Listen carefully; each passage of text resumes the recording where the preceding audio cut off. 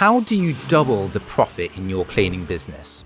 So most people will say that you'd need to double the revenue, you need to double the number of clients, but in actual fact, there is a far simpler strategy you can use and one that will get you to that goal far quicker than having to go and double the number of your clients.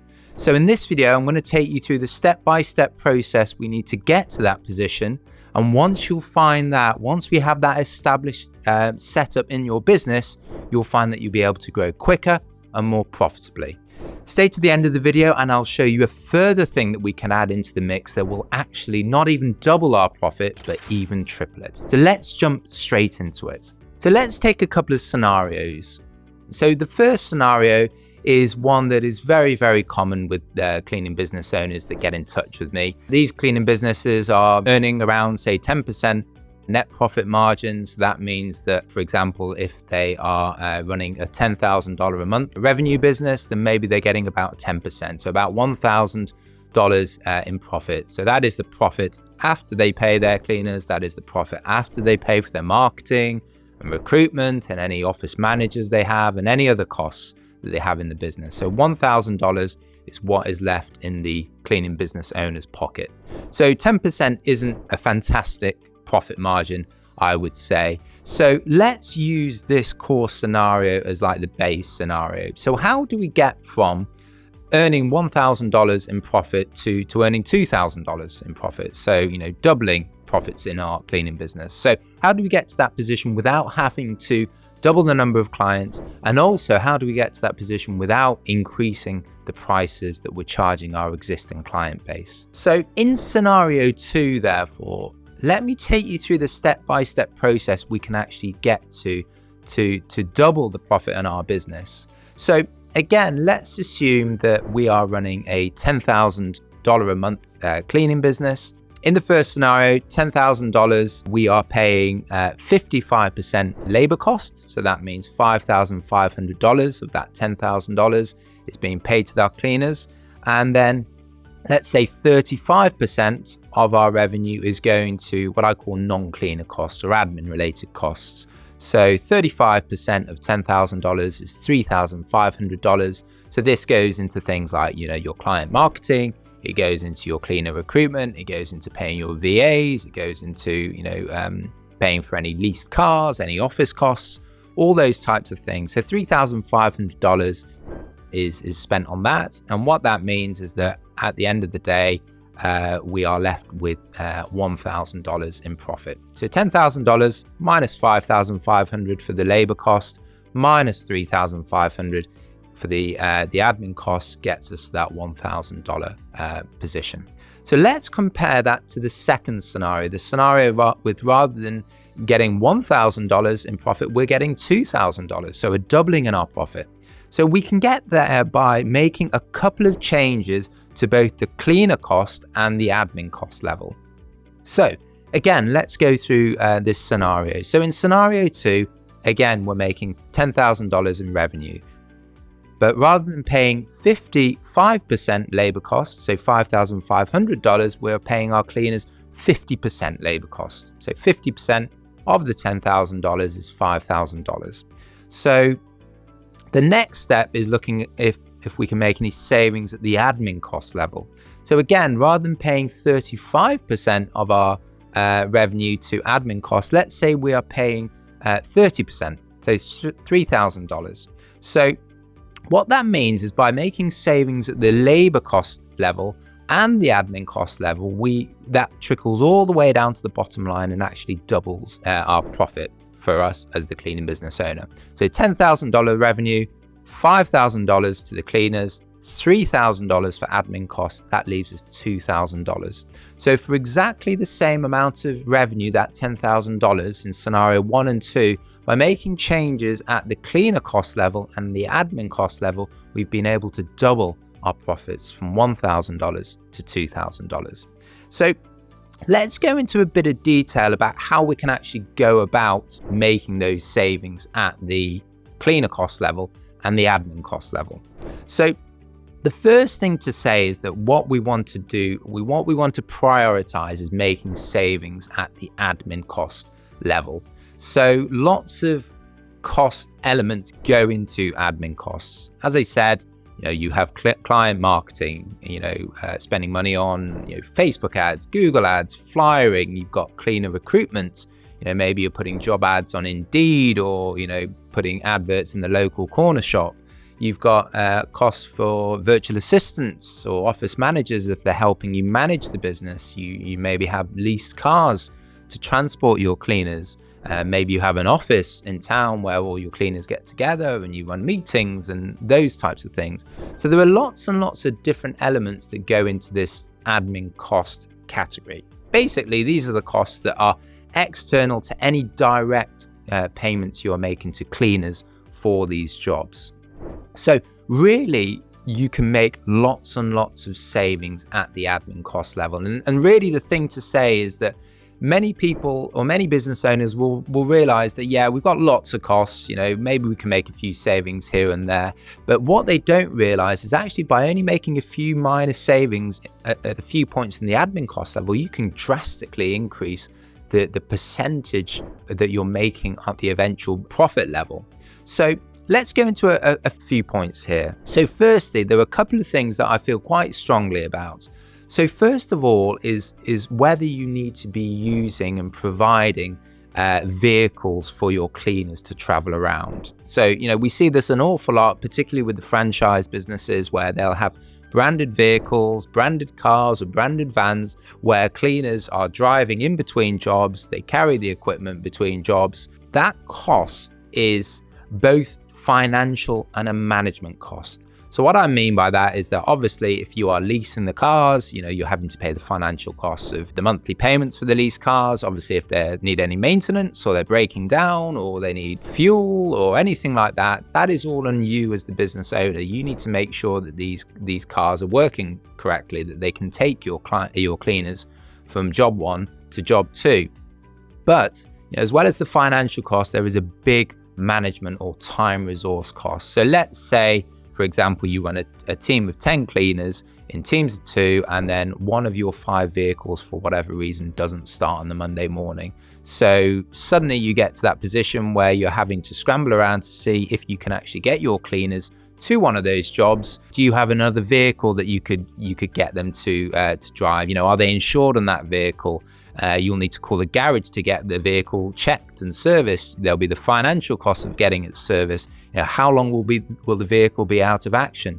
So this is what I call the management or time cost associated with having vehicles in your business. So I'm a strong believer that you want to make sure in an ideal world that you don't have that requirement in your business. So the way that we do it is that our cleaners will use their own vehicles to travel between jobs. We obviously pay our cleaners a little bit more because they're using their own vehicle, mileage cost, they're obviously paying for fuel and things like that. But importantly, it is the cleaner's responsibility to make sure that their vehicles are, working correctly. That takes us a lot of the management cost from a time perspective away from us and into the cleaner's hands. So we would much prefer to pay our cleaners a little bit more so that we don't need to have to manage all our fleet of vehicles and make sure they're running correctly. And what that means is that maybe the financial cost, there's not a huge financial cost saved because you're paying your cleaners extra rather than you owning the vehicles and paying it out of your pocket. But there is a big saving in terms of your management costs. Your VAs and office managers don't need to spend as much time, so they can be following up with clients, closing clients, or maybe they can be running cleaner interviews. But the saving you get from your office managers not having to manage all the issues with vehicles means that you will actually get a financial saving from that side as well. So I'm a big believer that as cleaning business owners, we don't want to have and manage a fleet of vehicles within our business if at all possible. So if we don't have those vehicles, we can save at the admin cost level. So this is a potential source of saving for those of you that are running vehicles in your own business. So vehicles is one thing. The other area that I feel strongly about is whether or not you need to have a physical office for your cleaning business. And I completely understand, we went through this process that, if you open up an office and you have your cleaners coming to you, it feels a lot more legitimate, a lot more established. You can tell your friends and family, we have an office in town, and it just feels that your business is a lot more professional, I guess, if you have a physical office premises. But again, similar to the lease vehicles, I feel quite strongly that there are obviously lots of benefits for having an office, probably from my perspective, in terms of having, cleaners coming together and you seeing cleaners and having a hi, how are you? And, just building that rapport. I believe that is probably the biggest advantage of having an office. But there's obviously a huge financial burden of leasing an office as well. And, it's got to be a financial decision about whether you think that the cost of having a leased office is worth it for that any of those benefits that we might get from people getting together. The way that I do it in my cleaning business is that we believe that having those interactions with our cleaners, with our office managers is important, but we still are able to do that by having, going for coffees, maybe every month or 2 months, taking one of our cleaners out for coffee, just having a bit of a chat, seeing how they're doing. So you can still build that rapport without having to get people coming into a physical location every day. Obviously, if cleaners are traveling straight from home to their first job, they're saving on the travel time, they're saving on financial time and going to an office and then going from the office to the first job as well. So, that is another advantage for not having a physical office. I think the other thing to say that people often ask me about is about the cleaning products and the cleaning equipment, and how do you replenish products? How do you faulty equipment fixed and things like that? And again, what we do is we try and get our cleaners to manage as much of that as possible. So for us, we ask our cleaners to make sure that they have enough cleaning products, to make sure that they haven't run out. We obviously pay them extra for that, but in exactly the same way as the lease cars, we are happy to pay them a bit extra because it frees up our management time of having to do that. And again, if the cleaners are doing that and they're making sure that they have enough product, they're probably picking that up from the local supermarket. There's no requirement to have an office where you are, keeping all the supplies. So again, by making this shift, what we can do is it means that we don't need to pay for this leased office. It means that there's more profit for us as the cleaning business owner. So I believe that there's, for those of you that have vehicles in your business or have a leased office, there's a big opportunity for you to make a big cost savings in that category. And obviously that cost saving will just come to you straight as, additional profit for your business. So vehicles and offices are two big sources of savings. There is another area which often gets overlooked as well. And this is what, these are the software subscriptions that you probably have in your cleaning business. You'll probably have various software subscriptions, for say scheduling software, or you might have email automation software, or you might have some analytics software. There's lots of different softwares and services where these companies are charging you a monthly fee, and that's coming out of your account every single month. And what is really a really good exercise to go through is that, maybe every quarter you want to have a look at your monthly subscriptions and ask the question, am I using this? If you are using it, can you downgrade it?